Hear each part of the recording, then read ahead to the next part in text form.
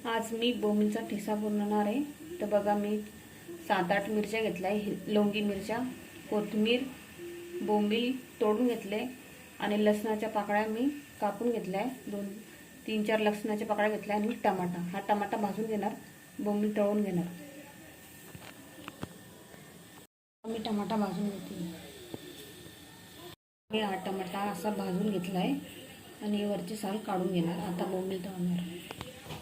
तर बघू शकता आता मी तेल गरम झालंय, आता मी हे बोंबील तळून घेणार।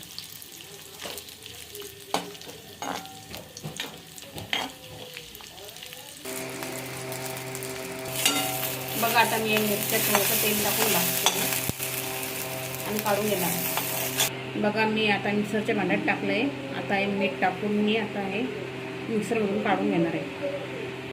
हॅलो, बघा आता मी हे तळून घेणार आहे। 1-2 मिनटं तळून घेणार, त्याच्यानंतर गॅस बंद करणार। मी आता याच्यात टाकणार आहे। काही मी मिक्सरमधून काढले होते, हिरवी मिरची मिक्सरमधून काढली होती तेव्हा, आता काही वरतून टाकले। बघा आता हा ठेसा झाला आहे, बोंबीलचा ठेसा। किती छान दिसतो ना, लय भारी वाटतं चपाती संग खायला, पण आम्ही खिचडीसोबत केला खायला। ठीक आहे, माझ्या चॅनलला लाईक करा, सबस्क्राईब करा। थँक्यू।